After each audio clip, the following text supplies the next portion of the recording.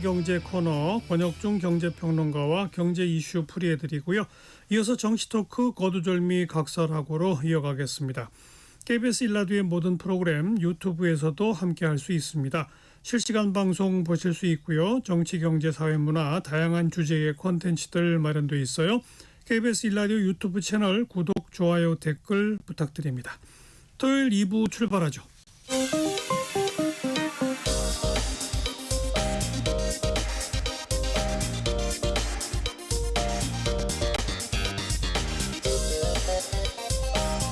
팩트체크 진짜 뉴스 정관용의 시사본부 KBS 일라디오 들어보면 압니다. 권혁중 경제평론가 나오셨습니다. 어서 오세요. 네, 안녕하십니까. 초강력 부동산 종합대책이 발표됐죠? 네, 맞습니다. 두 가지 의미가 있는데요. 첫 번째로는 이제는 규제 지역이 확대됐다라는 거, 두 번째는 이제 금융 규제가 일어났다는 건데요. 이게 딱 그냥 요약해서 설명드리면 다주택자 신규 수요를 막았고요. 갈아타기 수요도 막았습니다. 그러다 보니까 자기 돈 있으면 움직여라, 자기 돈 없으면 움직이지 말아라, 이렇게 이제 의미를 해석할 수 있겠고, 그다음에 또 하나가 풍선 효과를 선제적으로 규제했다라는 거죠. 왜 그러냐면 이게 시장에서는 그래 한강벨트는 이제는 규제할 가능성이 커라고 예상을 했었는데 한강벨트 이외에 그러니까 서울 외곽까지도 다 묶어놨습니다. 네. 그러다 보니까 시장에서는 초강력 규제다라고 하는데, 근데 지금 서울 외곽에 사시는 분들은 불만이 많습니다. 뭐 예를 들어서 한국 부동산 자료인데요. 9월 22일까지에 서울 송파구 같은 경우에는 13%나 올랐어요. 올해 들어와서. 그러니까 이해가 갑니다. 그런데 규제에 대해서. 근데 예를 들어서 뭐 의왕시라든지 수원시 같은 경우는 0.67, 뭐 0.12%, 광명시 0.06% 올랐거든요.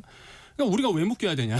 이런 분들이 이제 불만의 목소리가 굉장히 많은 거죠. 그래서 일단 풍선 효과가 일어날 수밖에 없기 때문에 선제적으로 이제 묶었다. 예, 이렇게 좀 의미를 해석할 수 있습니다. 규제 지역이 어디로까지 확대됐어요? 서울은 다 묶였고요. 경기 같은 경우는 12개의 지역입니다. 이미 뭐 언론을 통해서 아실 텐데 과거에 부동산 호황기 때 올랐던 지역들이었습니다. 그래서 미리 이제 묶어놨다 보시면 되겠고, 여기서 조금 좀 의미가 또 생각을 해야 되는 게 토호제, 그러니까 토지 거래 허가 구역입니다. 요거는 지자체장에게 허락을 구하고 사실상 매수를 해야 되거든요. 그런데 여기에 이렇게 써져 있습니다. 아파트 및 동일 단지 내 아파트가 한 개동 이상 포함된 연립 다세대 주택, 요게 지금 공문에 딱 들어왔는데 규제에 이게 의미가 있는 게요. 그 과거에 서울시에서 토호제로 묶었을 때 이 예를 들어서 한남 더일 같은 아파트가 있거든요. 여기가 이제는 예외로 된 아파트들이 있었습니다. 한마디로 연립이 껴져 있어요. 왜 그러면 고도 제한 때문에 높이 못 짓거든요. 여기가 32개 동 중에서 11개 동이 4층 이하입니다. 그러니까 연립으로 빠져요. 그러다 보니까 과거에는 규제에서 벗어났었습니다. 이것 때문에 논란이 굉장히 많았거든요. 예. 그래서 이번에 아예 야 아파트 단지 내 연립 다세대 있어?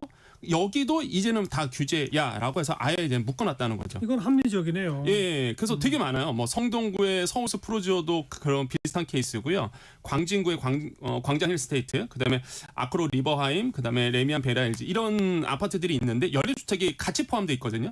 여기가 다 토호제로 묶여놨다 이렇게 예. 보시면 되겠습니다. 그 규제 지역이 되면은 뭐가 어떻게 달라지는 거예요? 일단 규제 지역이 되면 대출 한도가 확 줄어듭니다. LTV가 70에서 이제 40%로 유주택자는 아예 안 나오고요. 대출 한도도 당연히 6억 원 이하로 되는데 이거 말고도 뭐 금융당국이 따로 또 대출 규제로 들어왔죠. 그건 차차 말씀드리겠고, 전세 대출 같은 경우에도 1주택자 같은 경우에는 대출 한도 2억 원, 그다음에 전세 대출 보증 비율도 80% 이하로 떨어지고, 뭐 조건부 전세 대출은 원래부터 막혀왔고요. 무엇보다 신용 대출을 받으신 분들 꽤 있거든요.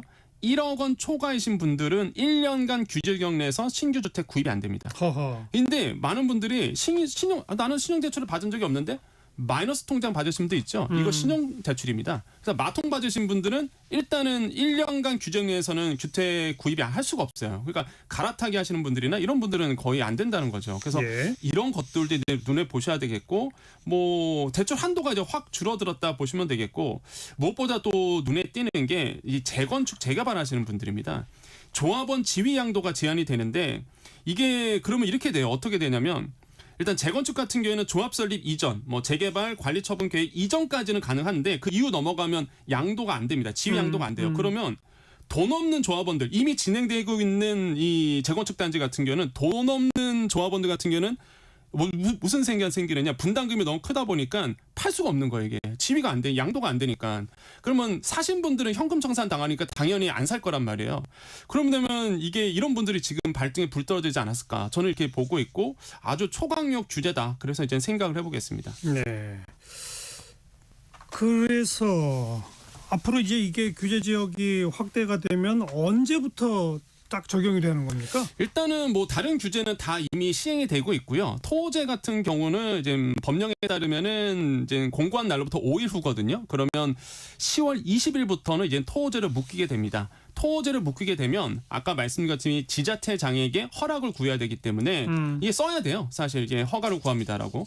근데 이제는 이것 때문에 무엇보다 실거주 의무가 또 생기거든요. 그래서 아마 20일 이전까지 규제 지역 이게 토제로 앞으로 묶일 곳은 아마 지금도 엄청나게 눈치 싸움을 하고 있지 않을까라고 보고 있고요. 일단 20일부터는 거의 그냥 뭐 이제는 규제 거래가 이제 막힌다 이렇게 이해하시면 되겠습니다. 네.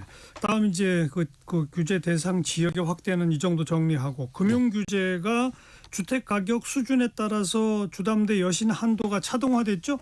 네, 맞습니다. 이번에 또 특징이 주담대 여신 한도가 이제 차등화됐는데 15억 이하는요 9억 원이고요. 10억 초과 20억 원 이하는 4억 원, 아니 6억 원이고 4억 원이고 25억 초과는 2억 원 이렇게 되는데 6, 4, 2억 원 이렇게 됩니다. 근데 중요한 게 많은 분들이 이렇게 생각하세요. 이게 뭐 내가 그러면은 뭐 15억 원에서 맞춰서 내가 팔았다. 그러면 나는 예를 들어서 보겠습니다. 동작구 레미안 상도 3차 좀 예를 들어본다 그러면 15억 8천만 원에 최근에 실거래가 됐거든요. 예. 그래서 이런 분들 같은 경우는 나는 15억 이하니까 6억 원까지는 대출이 나오겠다. 이렇게 생각하시는데 이게 실거래가 기준이 아닙니다. 이 금액이. 뭐냐면 KB국민은행과 한국감정시세거든요. 그러니까 이런 문제가 생겨요.